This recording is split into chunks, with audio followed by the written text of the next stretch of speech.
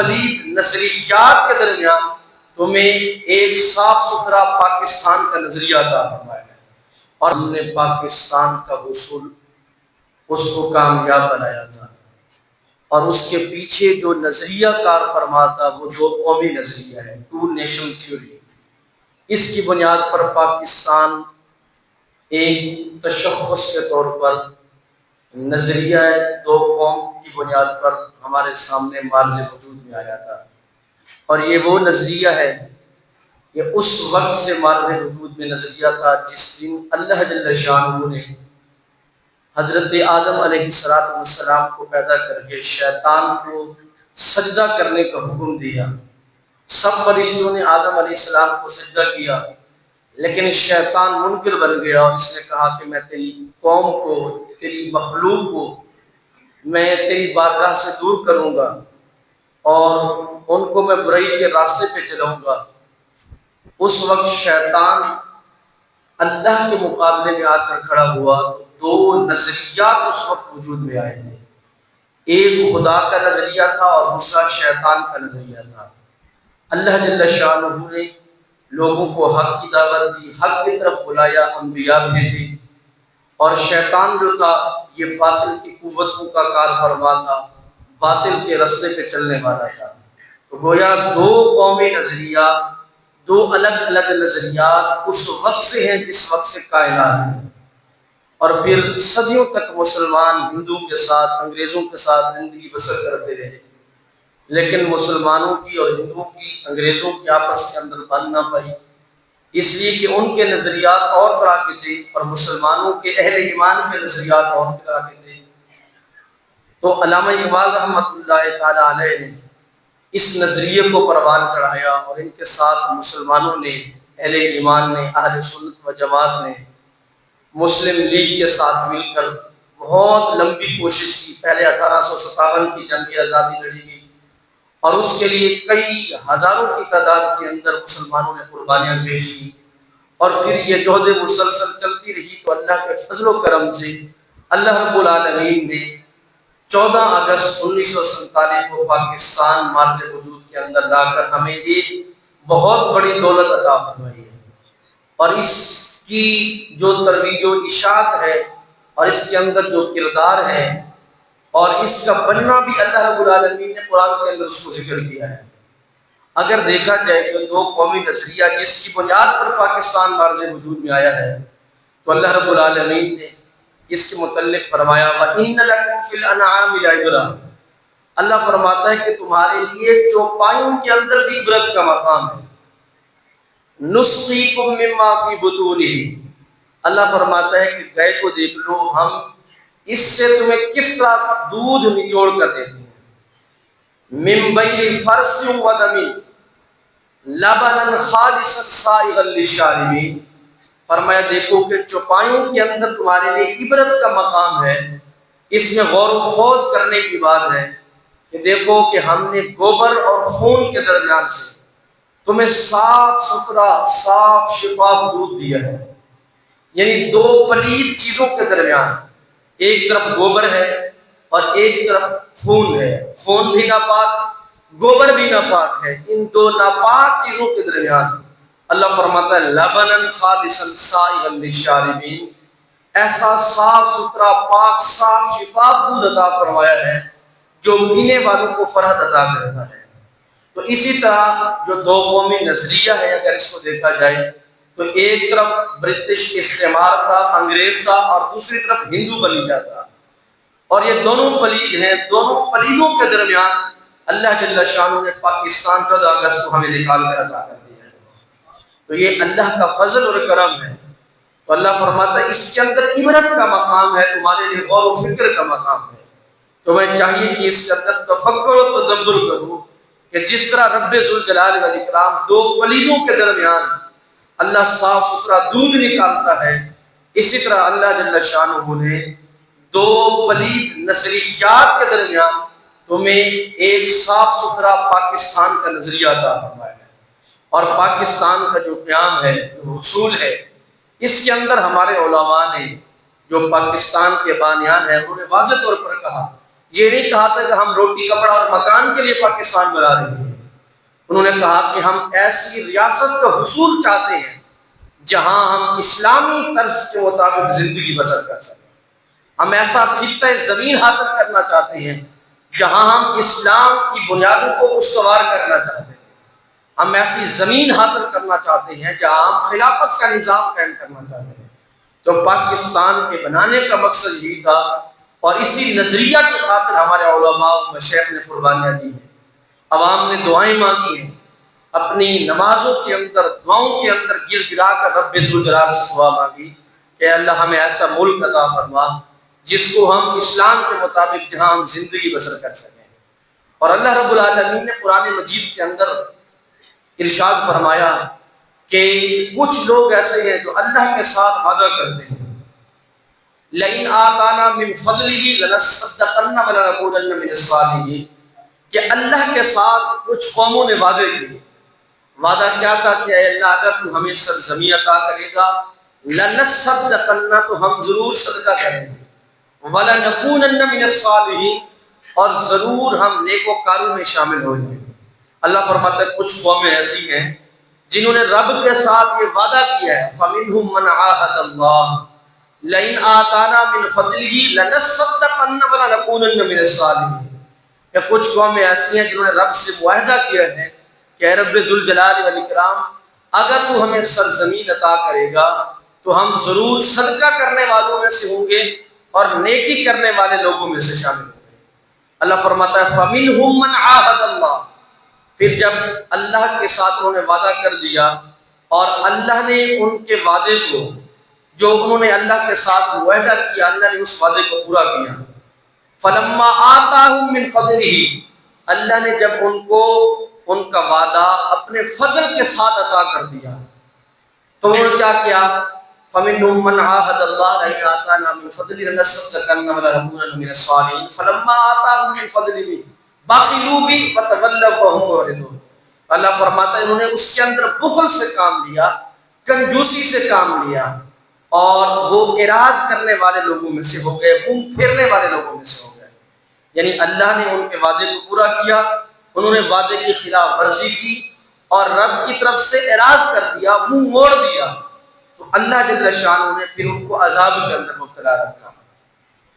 یعنی جس طرح ہم نے پاکستان کا حصول اللہ کے ساتھ معاہدہ کیا تھا کہ رب تو ہمیں ایسی سرزمین عطا کرے جہاں ہم اسلام کے مطابق زندگی بسر کریں گے اور وہاں خلافت کا نظام قائم کریں گے، تو اللہ نے ہماری دعا کو قبول کیا، اللہ نے ہمیں یہ پاک سرزمین عطا کر دی۔ لیکن 70 سال ہونے کو ہیں، 80 سال ہونے کو ہیں، 79 سال گزر گئے اور آج پاکستان کے اندر نظام مصطفیٰ قائم نہ ہو سکا۔ تو ہم نے اللہ کے ساتھ کیے ہوئے وعدے کی خلاف ورزی کی تو اللہ جل شانہ نے پھر ہمیں عذاب کے اندر مبتلا کر دیا۔ آج پاکستان کے اندر دیکھیں کس طرح کے حالات ہیں، یہ جو بھی صورتحال بنی ہوئی ہے اس کے ذمہ دار ہم خود ہیں۔ اس لیے ہم حکمرانوں کے گلے شکوے کرتے ہیں، ہم مہنگائی کا رونا روتے ہیں، بے روزگاری اور غربت کی باتیں کرتے ہیں، رشوت، ظلم، زیادتی اور ناانصافی کا ہم بول بالا کہتے ہیں کہ بول بالا ہے، یہ سارا کچھ ہو رہا ہے، تو اس کے اندر ہمیں جھانکنا چاہیے کہ خرابی کہاں آئی ہے۔ قرآن نے ہمیں واضح طور پر بتا دیا ہے، بَخِلُوا وَتَوَلَّوْا وَهُمْ مُعْرِضُونَ فَأَعْقَبَهُمْ نِفَاقًا فِي قُلُوبِهِمْ إِلَىٰ يَوْمِ يَلْقَوْنَهُ بِمَا أَخْلَفُوا اللَّهَ مَا وَعَدُوهُ وَبِمَا كَانُوا يَكْذِبُونَ۔ اللہ فرماتا ہے جو قوم پھر اللہ کے ساتھ غداری کرتی ہے، وعدے کی خلاف ورزی کرتی ہے، تو اللہ ان کے دلوں کے اندر پھر نفاق کو ڈال دیتا ہے، منافقت کو ڈال دیتا ہے، اور پھر وہ قوم جو ہے عذاب کے اندر مبتلا رہتی ہے، اس لیے کہ انہوں نے اللہ کے ساتھ وعدہ خلافی کی، غداری کی ہے۔ تو ہماری صورتحال اگر ان قرآنی آیات کے پیش نظر دیکھی جائے تو منو عام اسی طرح ہے کہ ہم نے پاکستان جس مقصد کے لیے حاصل کیا تھا اس مقصد کو مکمل کرنے کے اندر ہم ناکام ہو گئے، اس لیے طرح طرح کی مصیبتیں اور پریشانیوں کے اندر آج ہم مبتلا ہے۔ تو یہ وطن اللہ جل شانہ کی طرف سے امانت تھا۔ اللہ نے قرآن کے اندر فرمایا کہ وہ لوگ ایمان والے الذین إِن مَّكَّنَّاهُمْ فِي الْأَرْضِ أَقَامُوا الصَّلَاةَ وَآتَوُا الزَّكَاةَ وَأَمَرُوا بِالْمَعْرُوفِ وَنَهَوْا عَنِ الْمُنكَرِ، کہ ہم جب ان کو روئے زمین پر اقتدار ادا کرتے ہیں، رب کی طرف سے اقتدار مل جاتا ہے، یہ 4 کام کرتے ہیں۔ اقاموا الصلاۃ، نماز کا نظام قائم کرتے ہیں، وآتوا الزکاۃ، زکوٰۃ کا نظام قائم کرتے ہیں، وامروا بالمعروف، اور نیکی کا حکم دیتے ہیں، ونہوا عن المنکر، اور یہ برائی سے روکتے ہیں۔ یہ جب زمین ان کو مل جاتی ہے، اقتدار مل جاتا ہے، مقتدر جب بن جاتے ہیں، جب ان کو اللہ کی طرف سے یہ نعمت مل جاتی ہے، تو یہ چار کام کرتے ہیں: نماز کا نظام قائم کرتے ہیں، زکوٰۃ کا نظام قائم کرتے ہیں، امر بالمعروف کرتے ہیں، اور نہی عن المنکر یعنی برائی سے روکتے ہیں، نیکی کا حکم دیتے ہیں۔ یہ چار کام ہیں، اللہ فرماتا ہے یہ ان کی ذمہ داری ہے۔ لیکن ہم اگر دیکھیں تو کیا ہم یہ ذمہ داری سر انجام دے رہے ہیں؟ پاکستان کے اندر یہ چار کام سر انجام دے رہے ہیں۔ ریاست کا جو کام ہے، ریاستی طور پر یہ چار کام ہو رہے ہیں؟ ہرگز نہیں ہو رہے۔ تو اس وجہ سے جب ہم نے اس وعدے سے انحراف کیا اور ہم نے اللہ سے کیے ہوئے وعدے کو پورا نہ کیا، تو تبھی یہ طرح طرح کی مصیبتیں اور اذیتیں ہیں۔ تو اس 14 اگست 1947 کا دن جو ہے، اس کو آزادی کے طور پر ضرور منانا چاہیے۔ یہ اللہ کی طرف سے جو ہمیں آزادی ملی ہے، کہ اللہ کی بہت بڑی نعمت ہے، اور اس پر شکر ادا کرنا چاہیے۔ وَإِن تَعُدُّوا نِعْمَةَ اللَّهِ لَا تُحْصُوهَا، اللہ کی نعمتوں کو اگر ہم گننا چاہیں تو گن نہیں کر سکتے، ان کا شمار نہیں کر سکتے، اور یہ آزادی بھی بہت بڑی اللہ کی نعمت ہے۔ اس لیے کہ اگر اس کی قدر پوچھنی ہے تو جاؤ کشمیر کے اندر دیکھو، فلسطین کے اندر دیکھو، برما کے اندر دیکھو، جہاں جہاں لوگوں پہ ظلم ہو رہا ہے۔ کتنے سال گزر گئے، اہل فلسطین اپنی آزادی کے لیے کوششیں کر رہے ہیں، قربانیاں پیش کر رہے ہیں، خون کی ہوریاں کھولی جاتی ہیں، وہاں خون کی ندیاں بہائی جاتی ہیں، اس کے باوجود بھی ان کو یہ آزادی میسر نہیں ہے۔ اور اللہ جل شانہ نے کتنا کرم کیا ہے ہمارے اوپر کہ ہمیں یہ آزادی کی نعمت کے ساتھ مالا مال فرمایا۔ آج ہم آزاد ہیں، تو اس کے لیے ہمارے علماء نے، ہمارے اسلاف نے، اہل ایمان نے قربانیاں پیش کی ہیں، اور پھر ہمارا حق بنتا ہے کہ ہم ان کے ساتھ جو ہمارا معاہدہ تھا اس کو پورا کریں، پاکستان کا جو حصول، جو مقصد تھا اس کو پورا کریں، اور ہم ان کو یاد رکھیں اس خوشی کے موقع کے اوپر۔ خوشی کے موقع کے اوپر ضروری ہے ہمارے لیے کہ ہم جہاں باجے بجا جاتے ہیں، لوگ موٹر سائیکل کے سلنسر نکال کر تیزی کے ساتھ موٹر سائیکل دوڑاتے ہیں اور فضائی آلودگی اور شور کرتے ہیں، یہ طریقہ نہیں ہے۔ اچھی قوموں کا طریقہ کیا ہے کہ ہم اپنے جو شہداء ہیں ان کی قربانیوں کو یاد کریں، ان کے ساتھ محبت کا اظہار کریں، تو ان کے لیے فاتحہ خوانی کریں، قرآن کی تلاوت کر کے۔ ہم شکر ادا کرنا چاہتے ہیں تو نوافل پڑھ کے، یعنی پاکستان اللہ نے عطا کیا، شکر ضروری ہے، اور شکر کا طریقہ کیا ہے کہ ہم نوافل پڑھیں، قرآن پڑھ کے جو شہداء ہیں ان کی روحوں کو بخشیں، اور اللہ کا شکر ادا کریں نوافل کے ذریعے، زکوٰۃ کے ذریعے، صدقہ و خیرات کے ذریعے، کہ اللہ نے ہمیں آزادی کی نعمت سے مالا مال کیا ہے۔ اگر ہم شیطانی جو آلات ہیں ان کو استعمال کر کے، ناچ گانا کر کے، ڈانس کر کے، اور طرح طرح کے جو شیطانی آلات ہیں ان کو استعمال کر کے اگر ہم شکر ادا کریں گے تو یہ ناشکری ہے، یہ اللہ جل شانہ کے عذاب کو دعوت دینے والی بات ہے۔ اور اللہ جل شانہ فرماتا ہے لئن شکرتم لازیدنکم، اگر تم شکر ادا کرو گے تو تمہیں اور نعمتوں کے ساتھ نوازا جائے گا، ولئن کفرتم ان عذابی لشدید، اگر تم میری ناشکری کرو گے تو پھر میرا عذاب بھی بڑھا سکتا ہے۔ تو شکر کا طریقہ میرے بھائیوں کیا ہے کہ ہم شہداء کی قربانیوں کو یاد کریں، ان کی قربانیوں کو بیان کریں، اور ان کے لیے نوافل پڑھ کے، قرآن کی تلاوت کر کے ان کی روح کو پہنچائیں، ایصال ثواب کریں۔ اور ناشکری کیا ہے کہ ہم گانے سنیں، گانے بنائیں، گانے بجائیں، اور طرح طرح کی شور اور آلودگی، فضائی آلودگی، شور کریں، یہ ساری چیزیں جو ہیں یہ ناشکری کے اندر جائیں گی۔ اور اگر ہم قرآن کی تلاوت کر کے، ذکر اذکار کر کے، نوافل پڑھ کے ان کو ایصال ثواب کریں گے تو یہ شکر کا طریقہ ہے۔ یہ آزادی بہت بڑی نعمت ہے، اللہ جل شانہ ہمیں اس آزادی کی قدر کرنے کی توفیق عطا فرمائے۔ پاکستان اگر معرض وجود میں آیا ہے تو یہ ہمارے علماء و اسلاف کی قربانیوں کا نتیجہ ہے، اور یہ اولیاء کا فیضان ہے۔ اور دوسری بات جو میں کرنا چاہتا ہوں، جہاں اللہ جل شانہ نے ہمارے اوپر کرم کیا، ہمیں پاکستان عطا فرمایا، دوسری بات یہ ہے کہ یہ جو مہینہ شروع ہونے والا ہے آگے، یہ ربیع النور شریف کا مہینہ شروع ہونے والا ہے۔ آج 30 صفر المظفر ہے، اور انشاءاللہ آج رات کو چاند نظر آ جائے گا، تو ربیع النور کا بابرکت مہینہ شروع ہو جائے گا۔ اگر پاکستان بنا ہے یا پوری کائنات بنی ہے تو صدقہ کائنات کے والی جناب محمد الرسول اللہ صلی اللہ علیہ وسلم کا صدقہ ہے۔ یہ حضور علیہ الصلوۃ والسلام کے وسیلہ کرم سے کائنات بنی ہے۔ اللہ جل شانہ نے فرمایا کہ حبیب اگر آپ کو بھیجنا مقصود نہ ہوتا تو میں روئے زمین پہ کائنات کی کسی چیز کو بھی نہ بناتا، یہاں تک کہ لولا کا نماز ربوبیہ۔ اے حبیب اگر آپ کو اس دنیا کائنات کے اندر بھیجنا مقصود نہ ہوتا تو اپنی ربوبیت کا اظہار بھی نہ فرماتا۔ اگر یہ پاکستان اور طرح طرح کی نعمتیں ہمیں میسر ہیں تو یہ صدقہ ہے آمنہ کے والی کا، کونین کے والی کا، حضور علیہ السلام کا۔ اس لیے اس ماہ مبارک کے اندر کثرت کے ساتھ حضور علیہ السلام کا ذکر خیر کرنا ہے، حضور علیہ السلام کے ذکر کی مجالس اور محافل کا انعقاد کرنا ہے، اور جگہ جگہ حضور علیہ السلام کے ذکر کے جشن اور تذکرے کرنے ہیں۔ جس طرح پاکستان کے جشن کی آزادی کو منانے کی خاطر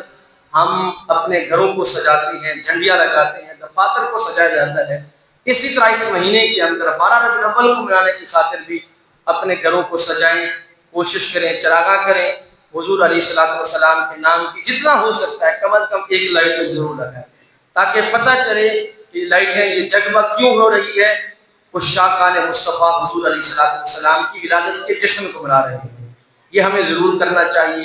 کثرت کے ساتھ درود شریف پڑھیں، حضور علیہ السلام کے ساتھ محبت کا اظہار کریں، اور جہاں تک ہو سکے اپنے گھر کے اندر محافل کا انعقاد کریں۔ تو انشاءاللہ العزیز ربیع النور شریف کے استقبال کے حوالے سے جو کل محفل ہوگی وہ حاجی حامد بیگ صاحب کے گھر کے اندر یہاں پارک کے سامنے کل محفل ہوگی، عشاء کی نماز کے بعد آپ سب حضرات اس کے اندر شرکت کریں، جتنا ہو سکے ربیع النور شریف کو، آقا کریم علیہ السلام کے جشن ولادت کو اتنا منائیں کہ اتنے دھوم دھام سے کائنات کے اندر کوئی خوشی نہ ہو۔ اپنے بیٹے کی شادی کی خوشی بھی اس انداز کے ساتھ نہ منائیں جس طرح حضور علیہ السلام کی ولادت کا جشن منائیں، اس لیے کہ آقا کریم علیہ السلام نے فرمایا لا یؤمن احدکم حتی اکون احب الیہ من والدہ وولدہ والناس اجمعین۔ کوئی بھی اس وقت تک مسلمان مومن ہو ہی نہیں سکتا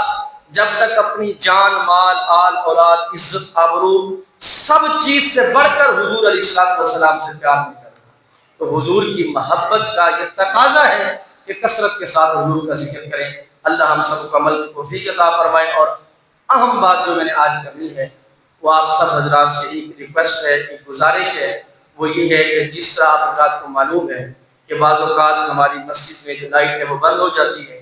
اور UPS جو بیٹریاں رکھی تھی وہ بھی کمزور ہو چکی ہیں، بند ہو جاتی ہیں،